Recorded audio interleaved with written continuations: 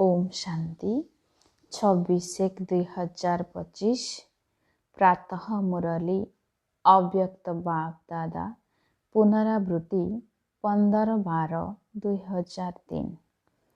Heading line रे बाबा कहते प्रत्यक्षता करिबा पई साधारणता को अलौकिकता रे परिवर्तन करी दर्शनीय मूर्ति हुआ। प्रत्यक्षता करिबा पई साधारणता को अलौकिकता रे परिवर्तन करी दर्शनीय मूर्ति हुआ। आज बाप दादा निजर चारिआडर ब्राह्मण पिलामानकर मस्तकरे भाग्यर 3टी तारका चमकुथिबार देखुछंती। एमानकर भाग्य केते श्रेष्ठ अटे एवं केते सहजरे प्राप्त होई जाइछि। गोटे हेला अलौकिक श्रेष्ठ जन्मर भाग्य, द्वितीयटी श्रेष्ठ संबोधर भाग्य, तृतीयटी हेला सर्व प्राप्तिर भाग्य। ए तीनोटी जाक भाग्यर चमकुथिबा तारका को देखी बाप दादा मध्य हर्षित हेउछंती। प्रथमे जन्मर भाग्य को देख। स्वयं भाग्य विधाता बाबांको द्वारा तुम समस्तंकर जन्म होइछि। जेबे कि जन्मदाता ही भाग्य विधाता अटंती, तेणु जन्म केते अलौकिक एवं श्रेष्ठ होइथिबो। तेणु तुम समस्तंकु मध्य एही भली भाग्यशाली जन्मर निशा एवं खुशी अछि तो। एहा सहित संबोधर विशेषता को देख। सारा कल्प भितरे एभली संबोध अन्य कौनसी भी आत्मार नाही। केवल तुम्हें विशेष आत्मा मानकु ही जनक द्वारा 3टी संबोध प्राप्त होइछि। सेही जनक पिता मध्य अटंती, शिक्षक मध्य अटंती एवं सद्गुरु मध्य अटंती। एही भली जनक द्वारा 3टी संबोध प्राप्त करिवार भाग्य केवल ब्राह्मण आत्मा मानक व्यतीत अन्य कहार भी नाही। अनुभव हेउछि ना? पिता संबोधरे संपत्ति मध्य देउछंती, पालना मध्य करूछंती। संपत्ति को मध्य देख केते उच्च तथा अविनाशी अटे। दुनियार लोक माने कहउछंती आमर पालनकर्ता भगवान अटंती, किंतु तुमे पिला माने निश्चय एवं निशार सहित कहूछ आमर पालनकर्ता स्वयं भगवान अटंती। एही भली परमात्मा पालना, परमात्मा स्नेह, परमात्मा संपत्ति आउ काहाकू मिलुछि कि? सेथिपाई से जनक पिता मध्य अटंती, पालनकर्ता मध्य अटंती एवं शिक्षक मध्य अटंती। तेबे प्रत्येक आत्मार जीवन रे विशेष करी ए 3 जन संबोधी अति आवश्यक अटंती। किंतु 3टी जाक संबोध अलगा अलगा होई थाए। किंतु तुम मानकर जनक सहित 3टी संबोध रहिछि। पाठ पढ़ा को मध्य देख। 3 कालर पाठ पढ़ा, त्रिकालदर्शी हेबार पाठ पढ़ा। तेबे पाठ पढ़ा को रोजगार पंथा कहा जाए, कारण पाठ पढ़ा द्वारा पद प्राप्त होई थाए। सारा विश्व रे देख सबुठारु उच्चरु उच्च पद राज्य पदर गायन रहिछि। तेबे तुम मानकु मध्य ए पाठ पढ़ा द्वारा केउ पद प्राप्त हेउछि? एबे मध्य राजा एवं भविष्यतरे मध्य राज्य पद। एबे स्वराज्यर राजा अट, राजयोगी स्वराज्य अधिकारी अट एवं भविष्यतर राज्य भाग्य तो अविनाशी ही अटे। एहाठारु आउ कोनोसी बड़ पद नाही। शिक्षकंक द्वारा शिक्षा मध्य त्रिकालदर्शी हेबार मिलुछि एवं पद मध्य दैवी राज्य पद अटे। एही भली शिक्षकंक सहित संबोध केवल ब्राह्मण आत्माक व्यतीत ना काहार थिला ना काहार होई पारिबो। एहा सहित सद्गुरुंकर संबोध ସଦ୍ଗୁରୁଙ୍କ ଦ୍ୱାରା ଶ୍ରୀମତ ମଧ୍ୟ ମିଳୁଛି, ଯେଉଁ ଶ୍ରୀମତର ଗାୟନ ଆଜି ମଧ୍ୟ ଭକ୍ତି ମାର୍ଗରେ ହେଉଛି। ତୁମେମାନେ ନିଶ୍ଚୟର ସହିତ କହୁଛ, ଆମର ପ୍ରତ୍ୟେକ ପାଦ କାହା ଆଧାରରେ ଚାଲୁଛି? ଶ୍ରୀମତ ଆଧାରରେ ଚାଲୁଛି। ତେଣୁ ଚେକ୍ କର, ପ୍ରତ୍ୟେକ ପାଦ ଅର୍ଥାତ୍ ପ୍ରତ୍ୟେକ କର୍ମ ଶ୍ରୀମତ ଆଧାରରେ ହେଉଛି ତ? ଭାଗ୍ୟ ତ ମିଳିଯାଇଛି, କିନ୍ତୁ ଭାଗ୍ୟର ପ୍ରାପ୍ତିର ଅନୁଭବ ଜୀବନରେ ହେଉଛି ତ? ପ୍ରତ୍ୟେକ ପାଦ ଶ୍ରୀମତ ଆଧାରରେ ଚାଲୁଛି ନା କେବେ କେବେ ମନମତ ବା ପରମତ ମିଶି ଯାଉଛି? ଏହାର ପରଖ ହେଲା, ଯଦି ଶ୍ରୀମତ ଅନୁସାରେ ପାଦ ଉଠୁଛି, ତେବେ ପ୍ରତି ପାଦରେ ପଦ୍ମର ରୋଜଗାର ଜମା ହେବାର ଅନୁଭବ ହେବ। ଯଦି ଶ୍ରୀମତ ଅନୁସାରେ ପାଦ ଉଠୁଛି, ତେବେ ସଫଳତା ସହଜରେ ମିଳିଯାଉଥିବ। ଏହା ସହିତ ସଦ୍ଗୁରୁଙ୍କ ଦ୍ୱାରା ବରଦାନର ଖଣି ପ୍ରାପ୍ତ ହୋଇଛି। ତେବେ ମୋତେ ବରଦାନ ମିଳିଛି, ଏହାର ଚିହ୍ନ ହେଲା, ଯେଉଁଠି ବରଦାନ ମିଳିଥିବ ସେଠାରେ ମେହନତ ନଥିବ। ତେଣୁ ସଦ୍ଗୁରୁଙ୍କ ସମ୍ବନ୍ଧରେ ଶ୍ରେଷ୍ଠ ମତ ଏବଂ ସର୍ବଦା ବରଦାନର ପ୍ରାପ୍ତି ହୋଇ ଚାଲିଛି ଏବଂ ଏହା ମଧ୍ୟ ଏହି ସହଜ ମାର୍ଗର ବିଶେଷତା ଅଟେ। ଯଦି ଜଣକ ସହିତ ସର୍ବସମ୍ବନ୍ଧ ରହିଛି, ତେବେ ଜଣକୁ ମନେ ପକାଇବା ତ ସହଜ କଥା। ତିନି ଜଣକୁ ଅଲଗା ଅଲଗା ମନେ ପକାଇବାର ଆବଶ୍ୟକତା ହିଁ ନାହିଁ।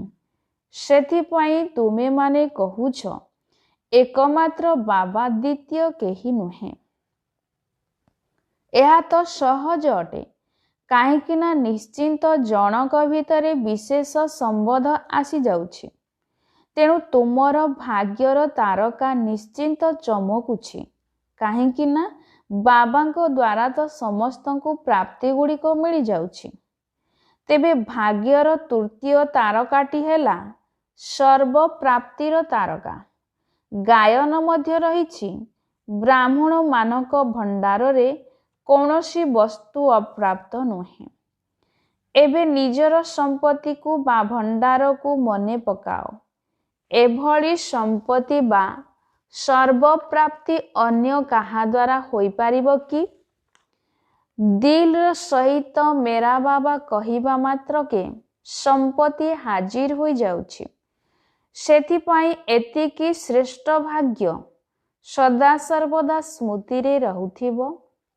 ଏଥିରେ ସମସ୍ତେ କ୍ରମାନ୍ୱୟରେ ଅଛନ୍ତି। ଏବେ ବାପ ଦାଦା ଏହି କଥା ଚାହୁଁଛନ୍ତି ଯେ, ତୁମେମାନେ ଯେହେତୁ କୋଟିକ ଭିତରେ କେହି ଅଟ, ତେଣୁ ସମସ୍ତେ ନମ୍ବର ୱାନ୍ ଅର୍ଥାତ୍ କ୍ରମାନ୍ୱୟ ଅନୁସାରେ ରହିବା ପରିବର୍ତ୍ତେ ନମ୍ବର ୱାନ୍ ହୋଇଯିବା ଦରକାର। ତେଣୁ ନିଜେ ନିଜକୁ ପଚାର, ମୁଁ ନମ୍ବର ୱାନ୍ ଅଟେ ନା ନମ୍ବର ୱାନ୍ ଅଟେ? କ'ଣ ଅଟେ?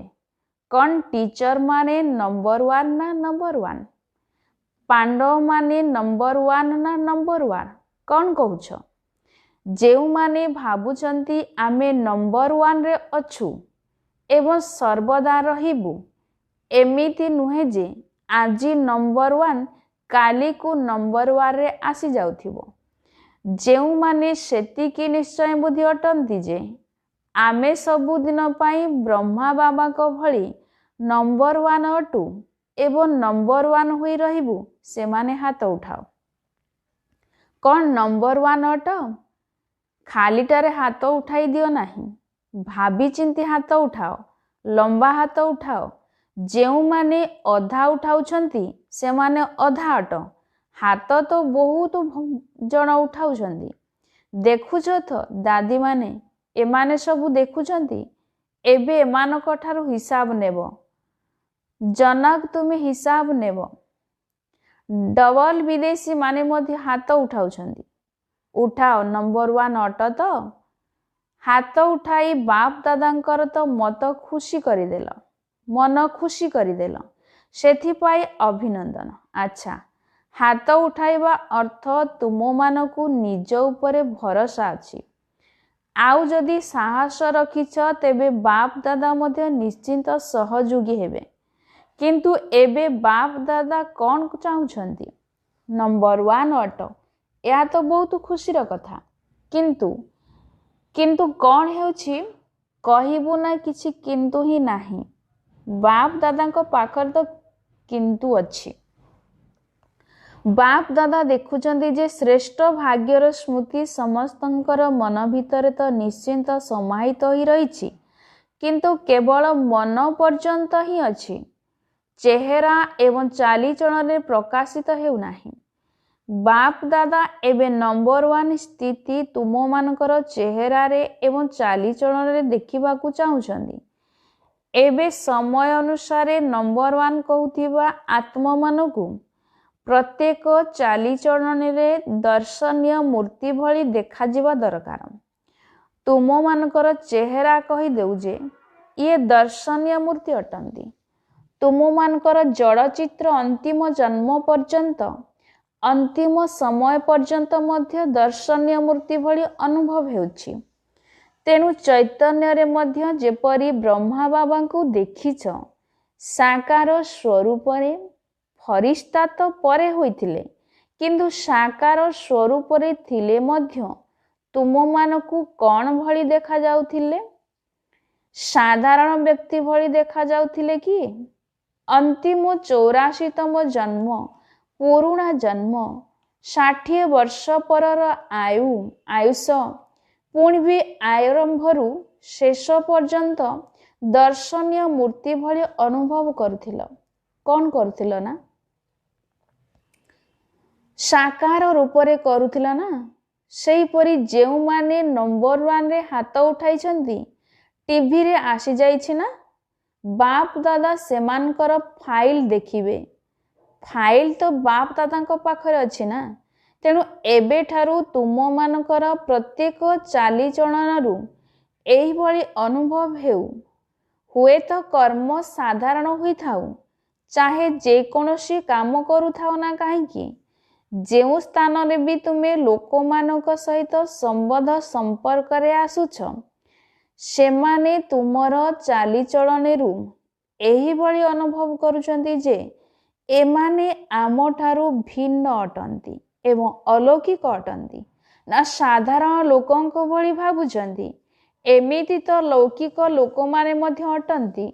कौनसी कर्मर बा पद पदवीर विशेषता नुहे, किंतु वास्तव जीवनर धारणार विशेषता अनुभव हेउ। बहुत भल व्यवसायी अटंती, बहुत भल ओकिलाती करुछंती, बहुत भल डायरेक्टर अटंती। एमिति तो बहुत अछंती। एमिति गोटिए पुस्तक मध्य बाहरुछि जेउथिरे विशेष आत्मा मानकर नाम रहिछि, किंतु सेथिरे तो बहुत अछंती। तेणु जेउ माने मध्य हाथ उठाइछंती, एमिति तो समस्तंकु हाथ उठाइबा दरकार, किंतु जेउ माने भी हाथ उठाइछंती एवं उठाइबा को ही हेबो। तेणु तुम मानकर वास्तविक चालीचलन रे समस्ते परिवर्तन देखंतु। एही भली प्रचार एबे पर्यंत हुई नाही। चाहे कारखाना रे काम करुथाओ कि जेउठी भी काम करुथाओ, किंतु प्रत्येक आत्मा कहंतु जे ये साधारण कर्म करुथिले मध्य दर्शनीय मूर्ति अटंती। एही भली होई पारिबो? आगदाड़ी वाला कुह होई पारिबो? एबे फलाफल को देखिले बहुत कम सुनिबा को मिलुछि। साधारणता अधिक देखा जाउछि।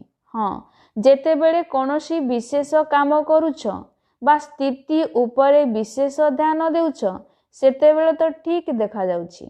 किंतु तुम मानकू तो बाबा को प्रति स्नेह अछि ना? स्नेह केते प्रतिशत स्नेह अछि? टीचर माने हाथ उठाओ।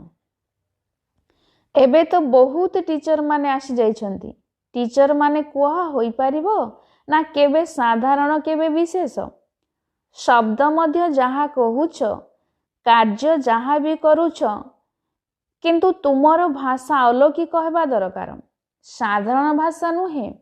एबे बाप दादांकर सब पिलांक प्रति एतिकी श्रेष्ठ आशा रहिछि। तापरे जाई बाबांकर प्रत्यक्षता हेबो। तुम मानकर कर्म, चालीचलन, चेहरा स्वतः ही प्रमाणित करिदेव। ଭାଷଣ ଦ୍ୱାରା ପ୍ରମାଣିତ ହୋଇପାରିବ ନାହିଁ। ଭାଷଣ ତୀର ଲଗାଇବାର ଏକ ସାଧନ ଅଟେ, କିନ୍ତୁ ପ୍ରତ୍ୟକ୍ଷତା ସେତେବେଳେ ହେବ ଯେତେବେଳେ ସମସ୍ତେ କହିବେ, ଏମାନଙ୍କୁ ଏଭଳି କରିବା ବାଲା କିଏ?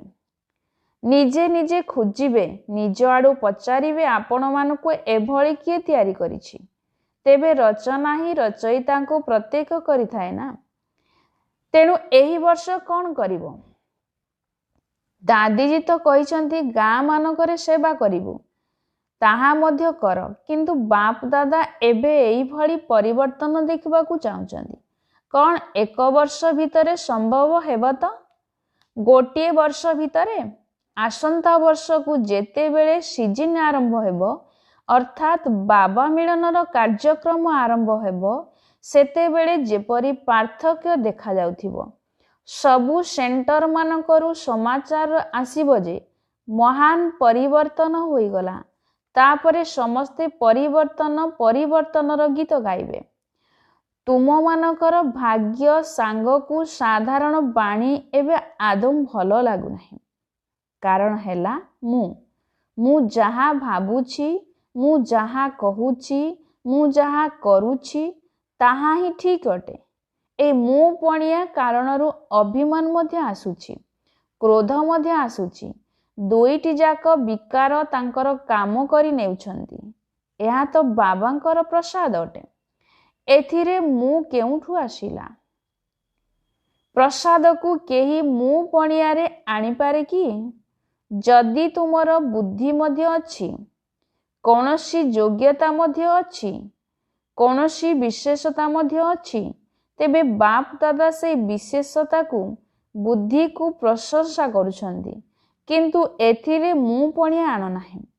ମୁଁ ପଣିଆକୁ ସମାପ୍ତ କର।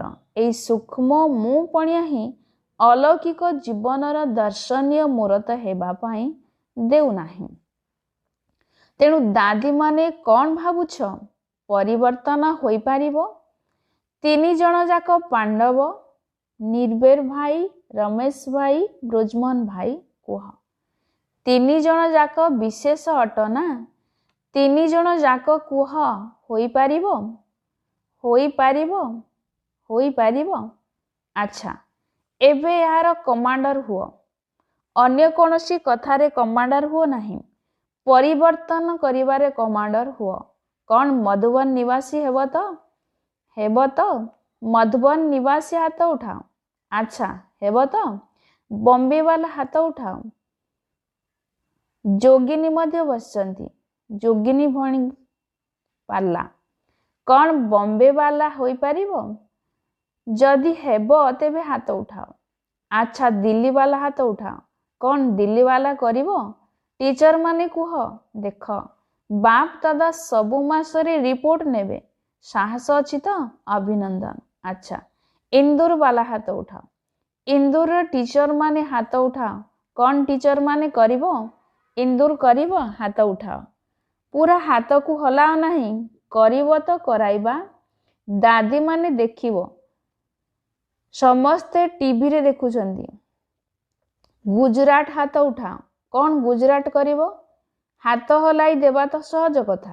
ଏବେ ମନକୁ ହଲଚଲ କରିବାକୁ ହେବ। ଏତେ ଦୁଃଖ ଅଶାନ୍ତିକୁ ଦେଖି ତୁମକୁ ଦୟା ଲାଗୁନାହିଁ? ଏବେ ପରିବର୍ତ୍ତନ ହୋଇଗଲେ ତ ବହୁତ ଭଲ ହେବ ନା। ତେଣୁ ଏବେ ପ୍ରତ୍ୟକ୍ଷତାର ଯୋଜନା ହେଲା ବାସ୍ତବିକ ଜୀବନ। ଅନ୍ୟ ସବୁ କାର୍ଯ୍ୟକ୍ରମ କରୁଛ କର। ଏହା ତ ନିଜକୁ ବ୍ୟସ୍ତ ରଖିବା ପାଇଁ ବହୁତ ଭଲ ଉପାୟ, କିନ୍ତୁ ପ୍ରତ୍ୟକ୍ଷତା ହେବ ତୁମମାନଙ୍କର ଚାଲିଚଳନ ଏବଂ ଚେହେରା ଦ୍ୱାରା। ଆଉ କୌଣସି ଜୋନ୍ ରହିଯାଇ ନାହିଁ ତ? ୟୁପି ବାଲା ହାତ ଉଠାଅ। ୟୁପି ବାଲା ଅଳ୍ପ ଅଛନ୍ତି। ଆଚ୍ଛା, ୟୁପି କରିବ? ମହାରାଷ୍ଟ୍ର ବାଲା ହାତ ଉଠାଅ। ଲମ୍ବା ହାତ ଉଠାଅ। ଆଚ୍ଛା, ମହାରାଷ୍ଟ୍ର କରିବ ତ? ଅଭିନନ୍ଦନ। ରାଜସ୍ଥାନ ହାତ ଉଠାଅ। ଟିଚର ମାନେ ହାତ ହଲାଅ। କର୍ଣ୍ଣାଟକ ବାଲା ହାତ ଉଠାଅ। ଆଚ୍ଛା, କର୍ଣ୍ଣାଟକ କରିବ? ଆନ୍ଧ୍ରପ୍ରଦେଶ ହାତ ଉଠାଅ। ଚାଲ, ଠିକ୍ ଅଛି, କଥାବାର୍ତ୍ତା ତ ହୋଇଗଲା। ଏବେ ଡବଲ ବିଦେଶୀ ହାତ ଉଠାଅ। ଜୟନ୍ତୀ କେଉଁଠି ଅଛି? କରିବେ ଡବଲ ବିଦେଶୀ ମାନେ? ଏବେ ଦେଖ, ସମସ୍ତେ ସଭା ମଝିରେ କଥା ଦେଉଛ। ସମସ୍ତେ ବହୁତ ଭଲ ସାହସ ଦେଖାଇଛନ୍ତି। ଏଥିପାଇଁ ପଦ୍ମଗୁଣା ଅଭିନନ୍ଦନ। ବାହାରେ ମଧ୍ୟ ଶୁଣୁଛନ୍ତି, ନିଜ ନିଜ ଦେଶରେ ମଧ୍ୟ ଶୁଣୁଛନ୍ତି, ସେମାନେ ମଧ୍ୟ ହାତ ଉଠାଉଛନ୍ତି। ଏମିତି ବି ଦେଖ, ଯେଉଁମାନେ ସବୁ ଶ୍ରେଷ୍ଠ ଆତ୍ମାମାନେ ଅଛନ୍ତି ସେମାନଙ୍କର ପ୍ରତ୍ୟେକ ବଚନକୁ ସତ୍ ବଚନ କୁହାଯାଏ। କୁହନ୍ତି ନା ସତ୍ ବଚନ ମହାରାଜା, ତେବେ ତୁମେମାନେ ତ ମହାରାଜା ଅଟ ନା। ତୁମମାନଙ୍କର ପ୍ରତ୍ୟେକ ବାଣୀ ଯିଏ ବି ଶୁଣନ୍ତୁ ସେମାନେ ଦିଲରେ ଅନୁଭବ କରନ୍ତୁ ଯେ ଏହା ସତ୍ ବଚନ ଅଟେ। ତୁମମାନଙ୍କର ମନ ଭିତରେ ତ ବହୁତ କିଛି ଭରି ହୋଇ ରହିଛି। ବାପ ଦାଦାଙ୍କ ପାଖରେ ତ ମନକୁ ଦେଖିବାର ଟିଭି ମଧ୍ୟ ଅଛି। ଏଠିକାର ଟିଭି ତ ବାହାରର ଚେହେରାକୁ ଦେଖାଇବ ନା, କିନ୍ତୁ ବାପ ଦାଦାଙ୍କ ପାଖରେ ପ୍ରତ୍ୟେକଙ୍କର ସବୁ ସମୟର ମନର ଗତିର ଯନ୍ତ୍ର ଅଛି। ତେଣୁ ମନ ଭିତରେ ବହୁତ କିଛି ଦେଖାଯାଉଛି। ଯେତେବେଳେ ମନର ଟିଭିକୁ ଦେଖୁଛନ୍ତି ସେତେବେଳେ ବାପ ଦାଦା ବହୁତ ଖୁସି ହୋଇଯାଉଛନ୍ତି।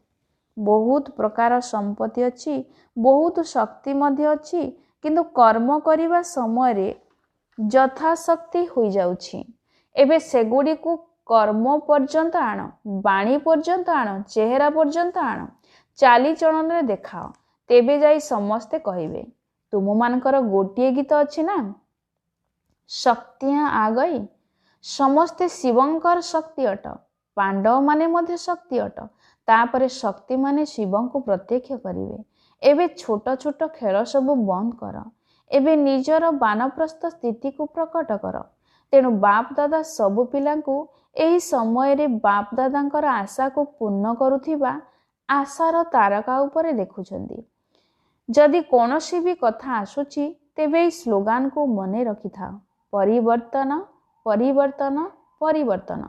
ତେବେ ଆଜିର ବାପ ଦାଦାଙ୍କର ବାଣୀର ଗୋଟିଏ ଶବ୍ଦକୁ କେବେ ବି ଭୁଲିଯିବ ନାହିଁ।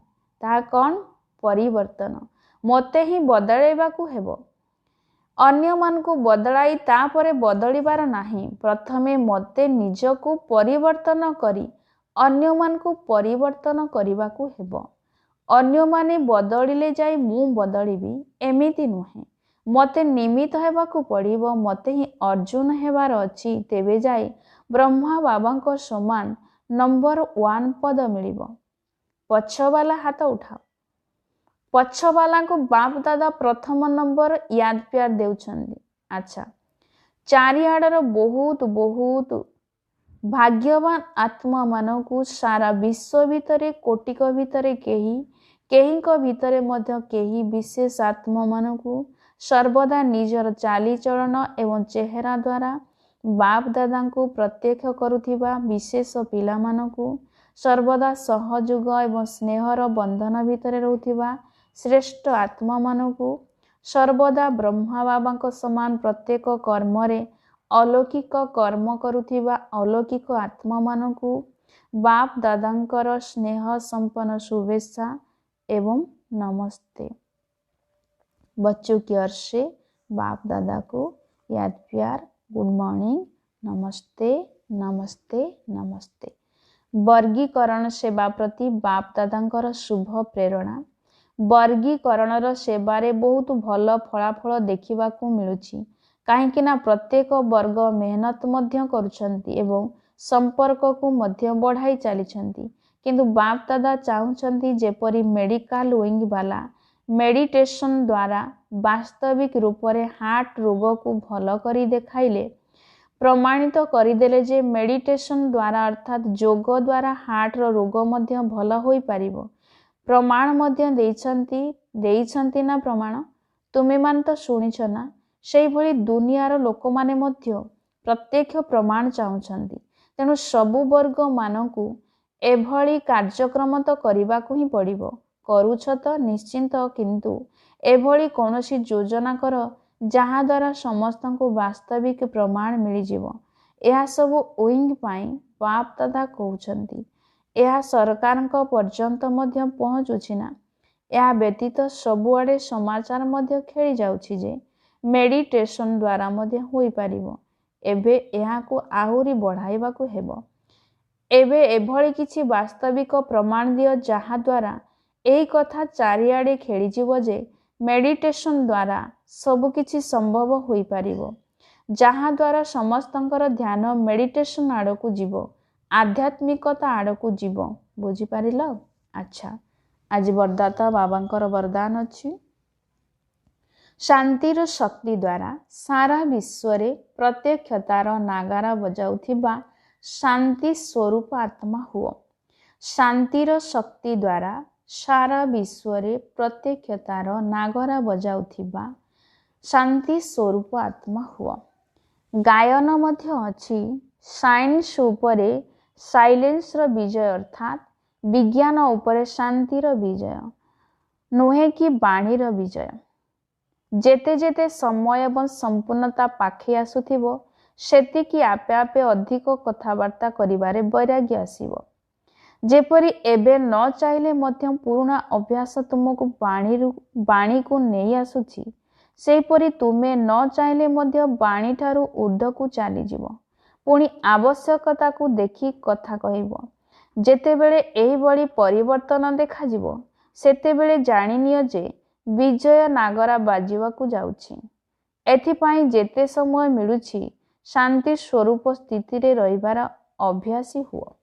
ସ୍ଲୋଗାନରେ ବାବା କହୁଛନ୍ତି, ଜିରୋ ଅର୍ଥାତ୍ ବିନ୍ଦୁ ରୂପୀ ବାବାଙ୍କ ସାଥିରେ ରହୁଥିବା ଆତ୍ମାମାନେ ହିଁ ହିରୋ ପାର୍ଟଧାରୀ ଅଟନ୍ତି। ଜିରୋ ଅର୍ଥାତ୍ ବିନ୍ଦୁ ରୂପୀ ବାବାଙ୍କ ସାଥିରେ ରହୁଥିବା ଆତ୍ମାମାନେ ହିଁ ହିରୋ ପାର୍ଟଧାରୀ ଅଟନ୍ତି। ନିଜର ଶକ୍ତିଶାଳୀ ସଂକଳ୍ପ ଦ୍ୱାରା ସୂକ୍ଷ୍ମ ଶକ୍ତି ପ୍ରଦାନ କରିବାର ସେବା କର। ବର୍ତ୍ତମାନ ସମୟରେ ବିଶ୍ୱ କଲ୍ୟାଣ କରିବାର ସହଜ ସାଧନ ହେଲା ନିଜର ଶ୍ରେଷ୍ଠ ସଂକଳ୍ପର ଏକାଗ୍ରତା ଦ୍ୱାରା ସର୍ବ ଆତ୍ମାଙ୍କର ଭଟକୁଥିବା ବୁଦ୍ଧିକୁ ଏକାଗ୍ର କରିବାକୁ ହେବ। ସାରା ବିଶ୍ୱର ସବୁ ଆତ୍ମାମାନେ ବିଶେଷ କରି ଇଚ୍ଛା ରଖୁଛନ୍ତି ଯେ ସେମାନଙ୍କର ଭଟକୁଥିବା ବୁଦ୍ଧି ଏକାଗ୍ର ହୋଇଯାଉ ବା ଚଞ୍ଚଳ ମନ ଏକାଗ୍ର ହୋଇଯାଉ। ତେବେ ବିଶ୍ୱବାସୀଙ୍କର ଏହି ମନୋକାମନା ସେତେବେଳେ ପୂରଣ କରିପାରିବ ଯେତେବେଳେ ଏକାଗ୍ର ହୋଇ ଶୁଦ୍ଧ ସଂକଳ୍ପର ଶକ୍ତିର ଦାନ ଦେବ। ଓମ୍ ଶାନ୍ତି।